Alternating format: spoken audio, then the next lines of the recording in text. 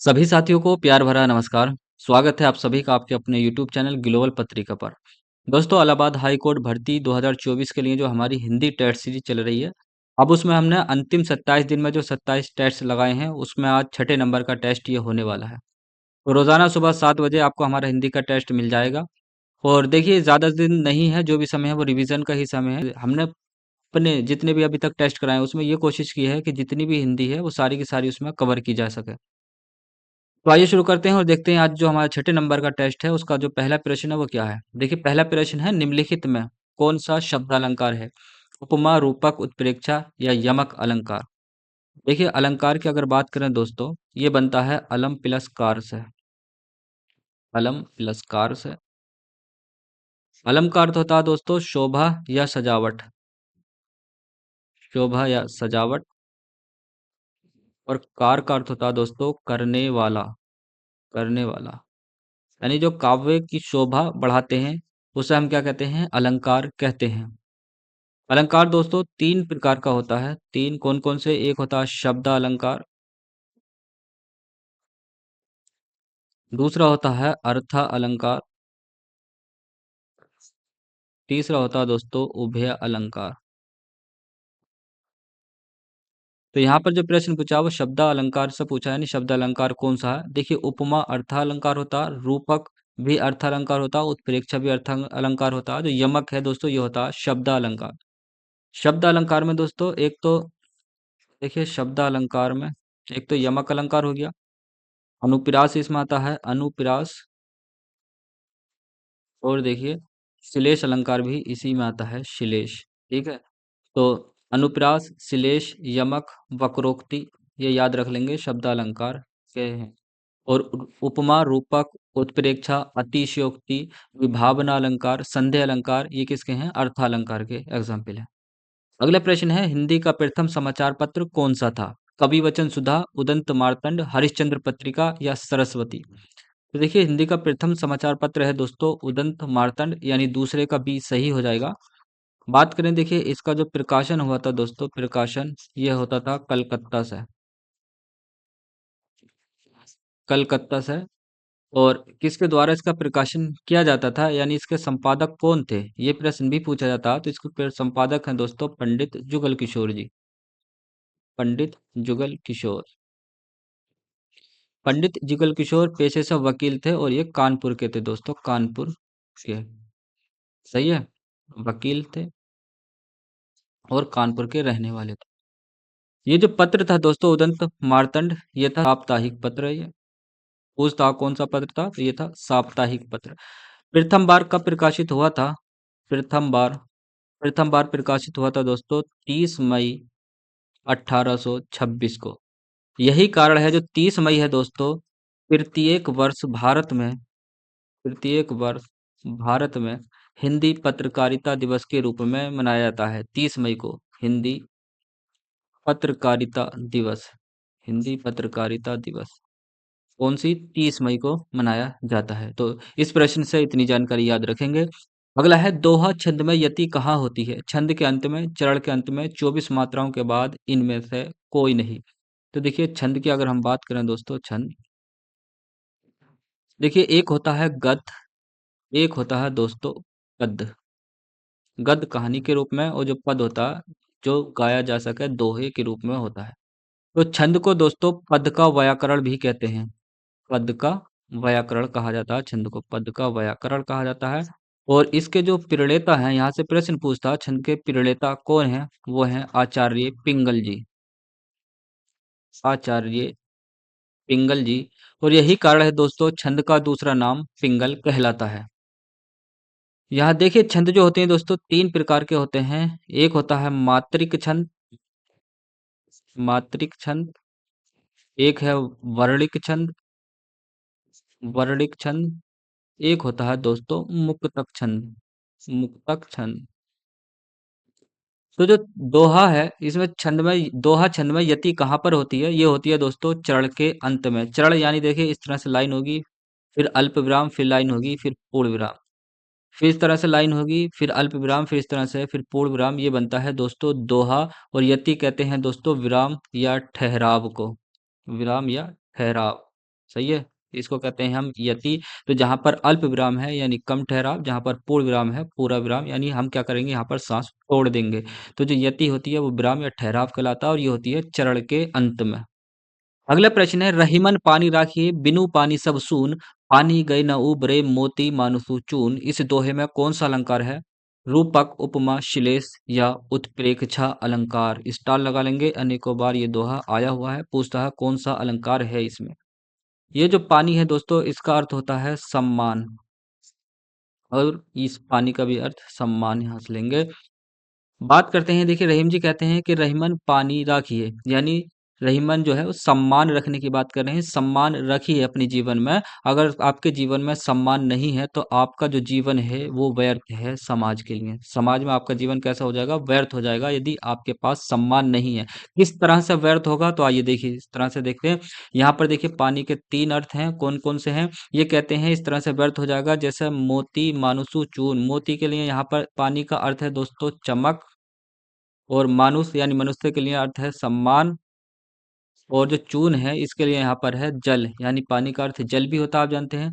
तो इस तरह से आपका जीवन व्यर्थ हो जाएगा यदि आपके जीवन में सम्मान नहीं रहा तो। जैसे मोती से अगर चमक चली जाए तो मोती का अस्तित्व समाप्त हो जाता है, वह मोती मोती नहीं रहता।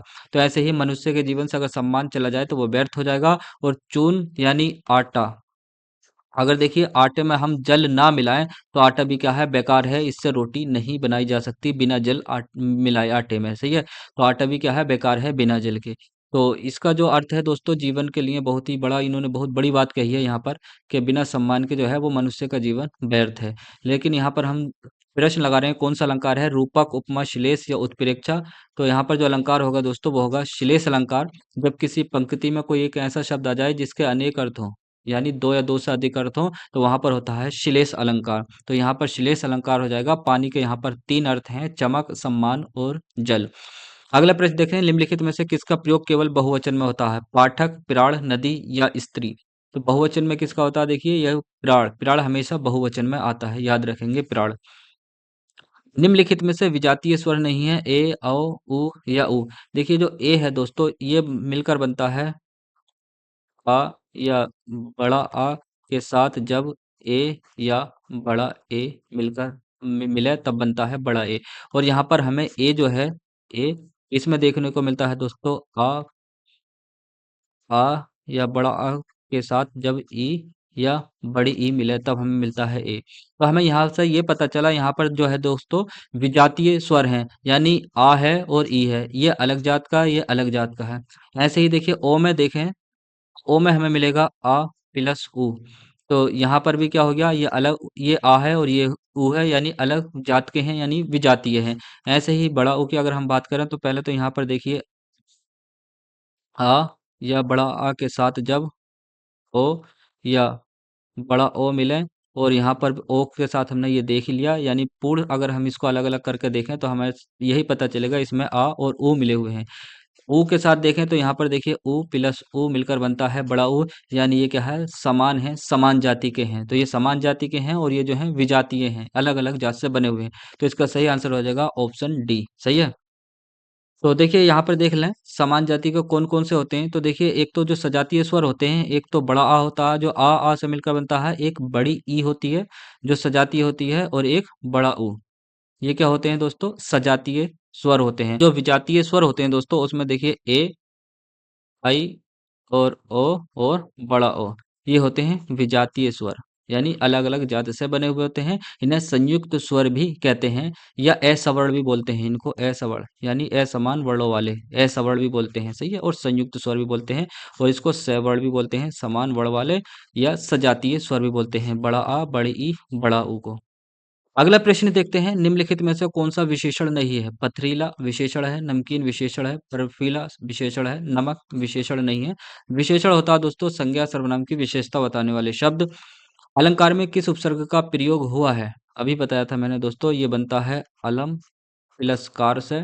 अलम का अर्थ होता है शोभा है, सजावट। कार का अर्थ होता है करने वाला। तो यहाँ पर देखेंगे ऑप्शन डी में है अलम, तो इसका सही आंसर हो जाएगा 8 का डी।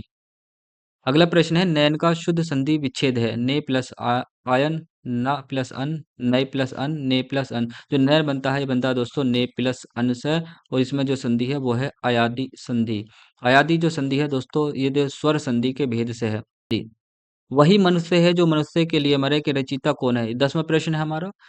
ऑप्शन ए में है बाल मुकुंद गुप्त, ऑप्शन बी में है जगदीश गुप्त, ऑप्शन सी में है सियाराम गुप्त, या ऑप्शन डी में है मैथिली षड़गुप्त। तो वही मनुष्य है जो मनुष्य के लिए मरे, ये जो रचना है दोस्तों ये है देखिए मैथिली षड़गुप्त की। तो मैथिली षड़गुप्त इसका सही आंसर हो जाएगा हमारा।